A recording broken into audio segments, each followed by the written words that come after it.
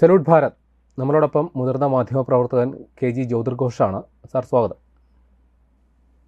നമസ്കാരം സാർ, ഇറാനിൽ യുദ്ധം നടത്താനായിട്ട് അമേരിക്ക പൊടിച്ചത് ഏതാണ്ട് 2500 കോടി ഡോളർ ആണെന്ന് പറയുന്നു. എന്തിനു വേണ്ടിയാണെന്ന് ചോദിച്ചാൽ നേരത്തെ തുറന്നു കിടന്നിരുന്ന ഹോർമൂസ് കടലിടുക്ക് ഒന്ന് അടച്ചിട്ട് വീണ്ടും തുറക്കാൻ വേണ്ടിയാണെന്നാണ് പറയുന്നത്. ഇതേ പരിപാടി മുമ്പ് അഫ്ഗാനിസ്ഥാനിൽ ചെയ്തിരുന്നു. അവിടെ താലിബാനെ അധികാരത്തിൽ നിന്ന് മാറ്റിയിട്ട് അതേ താലിബാനെ വീണ്ടും അവിടെ പ്രതിഷ്ഠിക്കാൻ വേണ്ടി അവിടെ സൈന്യത്തെ ഇറക്കിയ ആളാണ് അമേരിക്കക്കാർ. അതേ മണ്ടത്തരം ഇവിടെയും ആവർത്തിച്ചു എന്ന് പറയപ്പെടുന്നു. അപ്പോൾ അമേരിക്കയെ സംബന്ധിച്ച് വൻ ധനനഷ്ടവും മാനഹാനിയുമാണ് ഉണ്ടായതെങ്കിൽ ഇറാനെ സംബന്ധിച്ചൊരു ബമ്പർ ലോട്ടറി അടിച്ചു എന്നാണ് ഇപ്പോൾ പറയപ്പെടുന്നത്. കാരണം അവരുടെ പരമോന്നത നേതാവ് കൊല്ലപ്പെട്ടു എന്നുള്ള യാഥാർത്ഥ്യം നിലനിൽക്കെ തന്നെ ഏറ്റവും ഒടുവിൽ വരുന്ന റിപ്പോർട്ടുകൾ പ്രകാരം ഒത്തുതീർപ്പ് ധാരണയനുസരിച്ച് 3000 ബില്യൺ അമേരിക്കൻ ഡോളറിൻ്റെ വൻ നിക്ഷേപം ഇറാനെ കാത്തിരിക്കുന്നു എന്ന് പറയുന്നു. അപ്പോൾ ബമ്പർ അടിച്ചത് വാസ്തവത്തിൽ ഇറാന് തന്നെയാണ്, അല്ലേ സാറേ? ഈ ഇറാൻ ബമ്പറാണോ അതോ ഇനി സൂപ്പർ ബമ്പറാണോ നമുക്ക് ഉപയോഗിക്കാനുള്ള വാക്കുകളില്ല. ഒരുപക്ഷെ ഇന്ന് ലോകത്തിൽ ഏറ്റവും കൂടുതൽ ഒരുപാട് നാശനഷ്ടങ്ങൾ അവർക്ക് സംഭവിച്ചിട്ടുണ്ട്. പക്ഷെ ഒരു രാജ്യത്തെ സംബന്ധിച്ചിട്ട് എനിക്ക് തോന്നുന്നു ഇറാൻ ഈ 47 വർഷം അവര് കാത്തിരുന്നതിന്റെ മുഴുവൻ സംഗതികളും ഈ പറഞ്ഞതുപോലെ പരിഹരിക്കാൻ പറ്റുന്ന രീതിയിലേക്കാണ് ഇറാൻ പോകാൻ പോകുന്നത്. മാത്രമല്ല ഈ 47 വർഷം അവർ ഈ അമേരിക്കയെ പരാജയപ്പെടുത്താൻ കാണിച്ച ആ ഒരു വീറും വാശിയും നിശ്ചയദാർഢ്യവും അവര് ഈ തുക ഉപയോഗിച്ച് ആധുനിക സാങ്കേതിക വിദ്യയും എല്ലാം കൂടി ഉപയോഗിച്ച് ആ ഒരു നിശ്ചയദാർഢ്യം കാണിക്കുകയാണെന്നുണ്ടെങ്കിൽ ഒരുപക്ഷെ ഇറാൻ ലോകത്തിലെ തന്നെ ഏറ്റവും വലിയൊരു ശക്തിയായി മാറിക്കൂടായേ ഇല്ല എന്ന് നമുക്ക് പറയാൻ പറ്റത്തില്ല. മാത്രമല്ല ഇന്ന് ലോകത്തിലെ ഏറ്റവും വലിയ പോലീസുകാരനാണ് തറപറ്റിച്ചിരിക്കുന്നത്. മൂക്കുകൊണ്ട് ഇക്ഷ എണ്ണ ഉറപ്പിച്ചുള്ളതില്ലേ.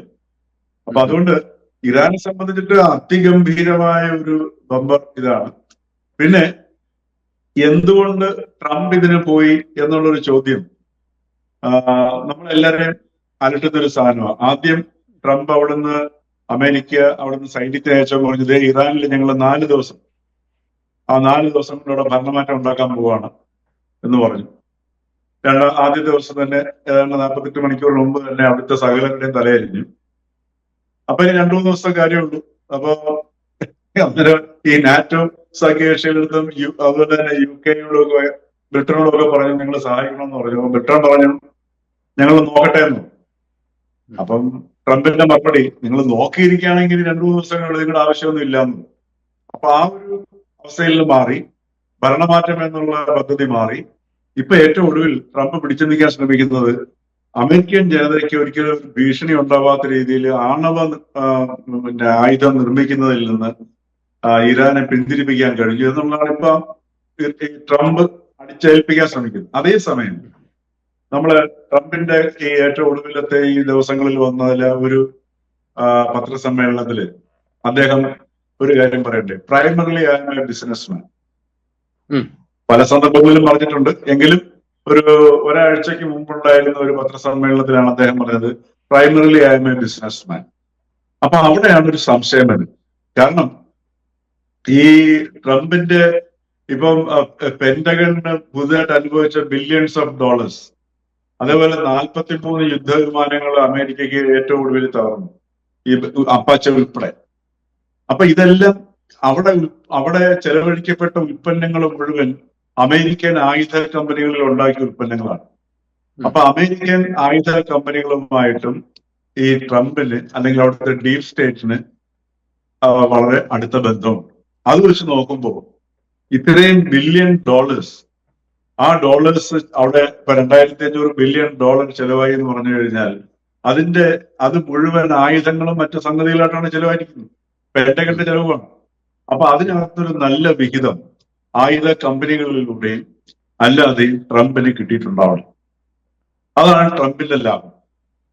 അപ്പോ primarily I M A businessman എന്ന് പറയുമ്പോൾ ട്രംപിന് ആദ്യം ഒന്ന് നോക്കി ഈ 2ാം തവണ അധികാരത്തിലേറ്റപ്പം ഒരു ചെറിയ നിയമനിർമ്മാണമൊക്കെ നടത്താൻ ശ്രമം നടത്തി നോക്കി. അതായത് 2 തവണയിൽ കൂടുതൽ ഒരാൾക്ക് അമേരിക്കൻ പ്രസിഡന്റായിട്ട് ഇരിക്കാൻ പറ്റില്ല എന്നുള്ള നിയമത്തിൽ ഒരു മാറ്റം വരുത്താനുള്ള ശ്രമം നടത്തി. പക്ഷെ അത് നടക്കില്ല എന്ന് കണ്ടത് ഉപേക്ഷിക്കും.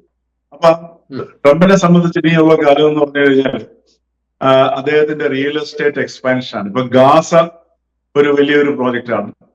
അതേപോലെ തന്നെ ഈ ക്രിപ്റ്റോ കറൻസി ഇപ്പൊ പാകിസ്ഥാനെ പിടിച്ചിട്ടിരിക്കുകയാണല്ലോ. ഇയാളുടെ മരുമകന്റെയാണ് ലിബർട്ടി കമ്പനി. ക്രിപ്റ്റോ കറൻസി വേറൊരു മേഖലയാണ്. പിന്നെ ലോകത്തിന്റെ പല ഭാഗങ്ങളിലും ഈ കൺസ്ട്രക്ഷൻ, ഈ വർക്കുകളാണ് ട്രംപിന്റെ മെയിൻ ഏരിയ എന്ന് പറഞ്ഞത്. അതേപോലെ തന്നെ ആയുധ കമ്പനികൾ. അപ്പൊ അതൊക്കെ വെച്ച് നോക്കുമ്പോഴത്തേക്ക് ഒരു വലിയ ഒരു നേട്ടം വ്യക്തിപരമായിട്ട് ട്രംപ് നേടിയിട്ടുണ്ടാവും എന്നുള്ളതിൽ യാതൊരു സംശയവുമില്ല. പിന്നെ ഇതിനകത്ത് ഇറാന്റെ ഒരു നേട്ടം എന്ന് പറയുന്ന സംഗതി, ഇപ്പൊ ഈ പറഞ്ഞതുപോലെ അമേരിക്കയുടെ നിക്ഷേപം കൂടെ വരുന്നു. ആ നിക്ഷേപത്തിനകത്ത് പോലും ട്രംപിന് സ്റ്റേക്കുകൾ ഉണ്ടാകും എന്നുള്ളതാണ് നമുക്ക് കരുതേണ്ടിയിരിക്കുന്നത്. പിന്നെ റഷ്യയുമായിട്ട് പോലും ട്രംപിന്റെ ഉള്ള ഒരു സൗഹൃദത്തെ നമുക്ക് അത്ര അങ്ങോട്ട് ഒരു നിഷ്കളങ്കമായിട്ടും കാണാൻ പറ്റുന്നില്ല. കാര്യം ഈ ഒരു യുദ്ധഘട്ടത്തില് ഈ റഷ്യയും ട്രംപും തമ്മിലുള്ള, അതായത് റഷ്യയും അമേരിക്കയും എന്ന് പറയുന്നതിനെക്കാട്ടി നല്ലത് റഷ്യയുടെ നിലപാട് അത് അവർ വളരെ സ്റ്റഡി ആയിട്ട് കൊണ്ടുപോകുന്നുണ്ട്. പക്ഷേ അമേരിക്കയില് ട്രംപ് വരുമ്പോൾ അമേരിക്കയല്ല ലോക നേതാക്കന്മാരായിട്ട് സംസാരിക്കുന്നതും ലോക രാഷ്ട്രങ്ങളുമായിട്ട് ഇടപെടുന്നതും, മറിച്ച് ട്രംപാണ് ഇടപെടുന്നത്. അതാണ് ഈ പുതിയ കാലഘട്ടത്തിൽ വന്ന ഏറ്റവും വലിയൊരു മാറ്റം. എന്നാണ് ഇപ്പൊ ഒബാമ വരെയുള്ള നേതാക്കന്മാരാണെങ്കിലും ട്രംപ് എപ്പോഴെല്ലാം ഒന്നാം തവണ വന്നപ്പോഴും രണ്ടാം തവണ വന്നപ്പോൾ അത് മൂർധന്യമാവുന്ന ഒരു അവസ്ഥയിലേക്ക് എത്തി. അപ്പം രാഷ്ട്രം മറ്റൊരു രാഷ്ട്രവുമായി ഇടപെടുന്നതിന് പകരം ഒരു നേതാവ് മറ്റൊരു രാഷ്ട്രവുമായിട്ട് ഇടപെടുക ചെയ്യുന്നത്. ഇപ്പൊ ഒബാമ ഉണ്ടാക്കിയ ഇറാനുമായിട്ടുണ്ടായ കരാർ ഒരു ചർച്ചയോ അല്ലെങ്കിൽ ഒരു ഇടപെടലും ഇല്ലാതെയാണ്, യൂണിലാറ്ററൽ ആയിട്ടാണ്, ഏകപക്ഷീയമായിട്ടാണ് ട്രംപ് അതിൽ നിന്ന് പിൻവാങ്ങുന്നത്. അത് കഴിഞ്ഞിട്ട് ഇറാൻ ഈ അമേരിക്കയുമായിട്ട് നല്ല രീതിയിൽ ചർച്ച ജനീവയിൽ പുരോഗമിച്ചുകൊണ്ടിരിക്കുന്നു. ഇറാന് പോലും ഒരു വിശ്വാസം വന്നു ഈ കരാറിലേക്ക് നീങ്ങുകയാണെന്ന്. ആ സമയത്താണ് ഫെബ്രുവരി 28 അറ്റാക്ക് നടന്നത്. അപ്പൊ ഇതെല്ലാം സൂചിപ്പിക്കുന്നത് അവിടുത്തെ ആയുധ നിർമ്മാണ കമ്പനികളിലുള്ള ട്രംപിന്റെ താല്പര്യവും അതിനകത്തുനിന്നുള്ള വരുമാനവും, അതോടൊപ്പം തന്നെ ഈ റഷ്യയും ഇറാനും എല്ലാം കൂടെ കൂടിക്കലർന്ന് കിടക്കുന്ന ഒരു ചില ഒരു സൗഹൃദങ്ങളും, ഈ സൗഹൃദം എന്നെല്ലാം പറയുന്നത് ഇതിന്റെ അടിസ്ഥാനത്തിലാണ്, ബിസിനസ്മാൻ എന്നുള്ള അടിസ്ഥാനത്തിലാണ്. അപ്പൊ ഇതെല്ലാം സൂചിപ്പിക്കുന്നത് ട്രംപിന്റെ വ്യക്തിപരമായ താല്പര്യം കാരണം ലോക സമ്പദ് വ്യവസ്ഥയെ തന്നെ തകിടം മറിച്ചു കളഞ്ഞുകയാണ്. അതുപോലെ അമേരിക്കൻ ആഭ്യന്തര ജീവിതത്തെയും താറുമാറാക്കിക്കൊണ്ട്, അതുപോലെ തന്നെ ഈ താരിഫ് യുദ്ധം അതും ഈ ട്രംപ് ഉണ്ടാക്കി വെച്ച് നമുക്ക് എല്ലാവർക്കും പ്രത്യേകിച്ച് നമ്മൾ ചർച്ച ചെയ്യേണ്ട ആവശ്യമില്ല. അപ്പൊ ഈ ട്രംപിന്റെ വ്യക്തിപരമായ താല്പര്യമായിരിക്കണം. ഇപ്പൊ വെനിസ്വലയിൽ പോലും പോയിരിക്കുന്നത്, വെനിസ്വലയിലെ പ്രസിഡന്റിനെ പോയി പിടിച്ചെടുത്തുള്ളത് അവിടുത്തെ എണ്ണയെല്ലാം അടിച്ചു മാറ്റിക്കൊണ്ടിരിക്കുകയാണ്. അപ്പൊ ഇറാനിലെ എണ്ണയെ കുറിച്ചിട്ടും ഭരണമാറ്റം കൊണ്ടുവന്ന് ഇറാനിലെ എണ്ണ തങ്ങൾക്ക് ഉപയോഗിക്കാം എന്നുള്ളതായിരുന്നു ട്രംപിന്റെ ആദ്യത്തെ സമീപനം. പക്ഷെ അത് അത്ര എളുപ്പമല്ലാന്ന് അവർക്ക് മനസ്സിലായി. അതുകൊണ്ട് എന്ത് ചെയ്തു, ഒരു ഘട്ടം വന്നപ്പോഴത്തേക്ക് ഈ ഇറാനുമായിട്ട് യുദ്ധം ചെയ്തു കഴിഞ്ഞാൽ ഇനി പിടിച്ചു നിൽക്കാൻ പറ്റില്ല എന്നുള്ളത് പൂർണ്ണ ബോധ്യം വന്നതിന്റെ അടിസ്ഥാനത്തിൽ, മാത്രവുമല്ല ഇറാനുമായിട്ട് യുദ്ധം തുടർന്നു പോയി കഴിഞ്ഞാൽ ട്രംപിന്റെ ഈ ലോകത്ത് മുഴുവൻ വ്യാപിച്ചു കിടക്കുന്ന വാണിജ്യ താല്പര്യങ്ങൾക്കും അത് ദോഷം ചെയ്യും എന്ന ഒരു തിരിച്ചറിവും ട്രംപിനുണ്ടായിട്ടുണ്ടാവും. അപ്പൊ എനിക്കൊരു സംശയം ഇതില് കഴിഞ്ഞ ദിവസം ട്രംപ് നടത്തിയൊരു പ്രസ്താവനയിൽ അദ്ദേഹം അവകാശപ്പെടുന്നത് ഇറാന്റെ ഒന്നാം നിര നേതൃത്വം പ്രശ്നക്കാരായിരുന്നു, ഞങ്ങൾ അവരെ ഒഴിവാക്കി. രണ്ടാം നിര നേതൃത്വവും പ്രശ്നക്കാരായിരുന്നു, അവരെയും ഞങ്ങൾ ഒഴിവാക്കി. പക്ഷേ മൂന്നാം തലമുറയിൽ വന്ന നേതൃത്വം അവർ സ്മാർട്ടാണ്, അവരുമായിട്ടാണ് ഞങ്ങൾ ഡീൽ ഉണ്ടാക്കിയേക്കുന്നത്. അപ്പോൾ ആ ഡീലിൻ്റെ അർത്ഥം, ഇപ്പോൾ സാറ് നേരത്തെ സൂചിപ്പിച്ചതുപോലെ ട്രംപിൻ്റെ യഥാർത്ഥ ഉദ്ദേശം ഇറാനിലുള്ള വലിയ എണ്ണ സമ്പത്ത് കൈക്കലാക്കുക എന്നുള്ളതാണെങ്കിൽ, ഈ മൂന്നാം തലമുറയിൽപ്പെട്ട സ്മാർട്ടായിട്ടുള്ള ഇറാൻ്റെ നേതൃത്വവുമായിട്ട് ട്രംപ് ഉണ്ടാക്കി എന്ന് പറയുന്ന ഡീല് വാസ്തവത്തിൽ അവിടുത്തെ എണ്ണ അതേപോലെയുള്ള സാധനങ്ങൾ ചൂഷണം ചെയ്യാൻ അമേരിക്കയ്ക്ക് സാധിക്കും എന്ന് നമ്മൾ അർത്ഥമാക്കേണ്ടതുണ്ടോ? അവിടെയാണ് ഈ ട്രംപിന് തെറ്റാൻ പോകുന്നത്. കാരണം ഇപ്പൊ അവിടെ ഇറാന്റെ കാര്യങ്ങൾ ഇപ്പൊ നിശ്ചയിക്കുന്നത് IRGC ആണ്. അതായത് ഇസ്ലാമാബാദിൽ നടന്ന ചർച്ചയ്ക്ക് ശേഷം പൊളിറ്റിക്കൽ ലീഡർഷിപ്പിന്റെ കയ്യിൽ നിന്ന് ഇറാന്റെ മുഴുവൻ ചുമതലയും IRGC ആയിരിക്കും. അപ്പൊ ഇനി IRGC ആയിരിക്കും നിശ്ചയിക്കുക. പിന്നെ ഒരു കാരണവശാലും അതുപോലെ തന്നെ ഇന്നലെ ഇറാൻ പറഞ്ഞിരിക്കുന്ന ഒരു വാചകമുണ്ട്, ഏതെങ്കിലും രീതിയിൽ ഈ ഡീലിനകത്ത് നിന്ന് എന്തെങ്കിലും വ്യതിയാനം വന്നു കഴിഞ്ഞാൽ ഇസ്രയേലിനെ തകർത്തുകളയെന്നാണ് പറഞ്ഞിരിക്കുന്നത്. അതായത് ഈ കഴിഞ്ഞ 24 മണിക്കൂറിനിടയിൽ ഇസ്രയേൽ ലെബനനിലേക്ക് റോക്കറ്റുകൾ അയക്കുകയും മിസൈൽ അയക്കുകയൊക്കെ ചെയ്തു. മാത്രമല്ല തെക്കൻ ലെബനനിൽ നിന്ന് ഒരു കാരണവശാലും തങ്ങൾ പിന്മാറുന്ന പ്രശ്നമില്ല എന്ന് നെതന്യാഹു അല്ലെങ്കിൽ ഇസ്രായേൽ പറയുകയും ചെയ്തിരിക്കുകയാണ്. പക്ഷെ അതൊരു കാരണവശാലും സാധ്യമാവില്ല. ട്രംപ് വളരെയധികം സമ്മർദ്ദം ഇസ്രായേലിന് പുറത്ത് ചേർക്കുന്നുണ്ട് ഈ ഡീൽ ലംഘിക്കപ്പെടാതിരിക്കാൻ. കാരണം ഇനി അടുത്ത നടപടി എന്ന് പറയുന്നത് ഇറാനിൽ നിന്നുള്ള വിഭവങ്ങൾ ശേഖരിക്കുക എന്നുള്ളത് തന്നെയായിരിക്കും. ആ ഇറാനിൽ നിന്ന് അമേരിക്കയിലേക്ക് വിഭവങ്ങൾ ശേഖരിക്കുക എന്നതിനേക്കാൾ ഉപരി ഈ 3000 കോടി ഡോളറിന്റെ വികസനം അവിടെ ഇറാനിൽ നടപ്പിലാക്കുകയാണെന്നുണ്ടെങ്കിൽ അതിനകത്തുള്ള ബിസിനസ് ഇൻട്രസ്റ്റ് ആയിരിക്കും ട്രംപിന്റെ താല്പര്യം എന്ന് പറയുന്നത്. ഇപ്പൊ എന്തായാലും ഇപ്പൊ ഇറാനിലേക്ക് അത്ര ഒരു ഇൻവെസ്റ്റ്മെന്റ് വരണം എന്നുണ്ടെങ്കിൽ അതിന്റെ ഒരു പ്രിപ്പറേഷൻ തന്നെ 2-3 വർഷങ്ങളെടുക്കും. അപ്പോഴേക്കും ഇദ്ദേഹത്തിന് അധികാരത്തിൽ നിന്ന് ഇറങ്ങാം. അപ്പൊ ഇറങ്ങിക്കഴിഞ്ഞാല് ഗാസ, ഇറാൻ, അതേപോലെ തന്നെ ലെബനൻ, ഈ മിഡിൽ ഈസ്റ്റ് മുഴുവൻ തന്നെ ഒരു ട്രംപിന്റെ ഒരു വലിയൊരു ബിസിനസ് താല്പര്യമായിട്ട് മാറ്റാൻ കഴിയും. അതുപോലെ തന്നെ ഗൾഫിലെ താല്പര്യം, സൗദി അറേബ്യയിലെ രാജകുമാരനായിട്ടുള്ള അറിയാമല്ലോ അദ്ദേഹത്തിന്റെ ബന്ധം, അതേപോലെ ഖത്തറുമായി, ഇവിടെ എല്ലാം ഈ ട്രംപിന്റെ ബിസിനസ് താല്പര്യങ്ങൾ കിടക്കുകയാണ് ചെയ്യുന്നത്. അപ്പൊ ഇതിനകത്തൊക്കെ നമ്മൾ മനസ്സിലാക്കുമ്പോൾ കാണുന്നത് അമേരിക്കൻ ജനതയെയും അല്ല അമേരിക്കൻ സർക്കാരിനെയും അതോടൊപ്പം തന്നെ ലോക സമ്പദ് വ്യവസ്ഥയും എല്ലാം തകിടം മറിച്ചുകൊണ്ട് ട്രംപ് തൻ്റെതായിട്ടുള്ളൊരു പ്രൈമറിലി ആയ ബിസിനസ്മാൻ ഇടയ്ക്കിടയ്ക്കടുത്ത് അദ്ദേഹം ഒരു തരത്തിലും മണ്ണനമ്പിലാണെന്ന് തോന്നുന്നു. കാര്യം അത് മറച്ചു വയ്ക്കാൻ പോലുമുള്ള ഒരു സോഫിസ്റ്റിക്കേഷൻ ആയിട്ട് കാണിക്കുന്നില്ല എന്നുള്ളതാണ്. അപ്പൊ അതാണ് ഇല്ലാത്ത താല്പര്യമായിട്ട് നമുക്ക് കാണാൻ കഴിയുന്നത്. കാര്യം അമേരിക്കൻ ആയുധ കമ്പനികളിലുള്ള ഈ ട്രംപിന്റെ താല്പര്യങ്ങളും അതിന്റെ പങ്കാളിത്തമൊക്കെ വളരെ പ്രകടമാണ്.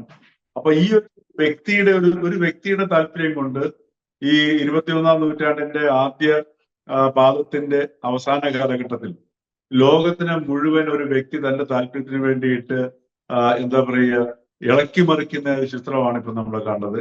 അതിന്റെ ഭാഗമായിട്ടാണ് ഇപ്പൊ അതുകൊണ്ട് തന്നെയാണ് ഈ ഇറാനുമായിട്ട് കരാറിൽ ഏർപ്പെടും എന്ന തോന്നൽ വന്നതിന്റെ തൊട്ട് പിറ്റേ ദിവസം ഫെബ്രുവരി 28-ന് ഇറാനെ ആക്രമിച്ചത്. അപ്പോ ഈ ആയുധ കമ്പനികൾക്ക് ആയുധം ഉണ്ടാക്കി വെച്ച് അവിടെ ഷോക്കേസിൽ വെച്ചിരുന്ന അവരുടെ കമ്പനിക്ക് മുമ്പോട്ട് പോകാൻ പറ്റത്തില്ല.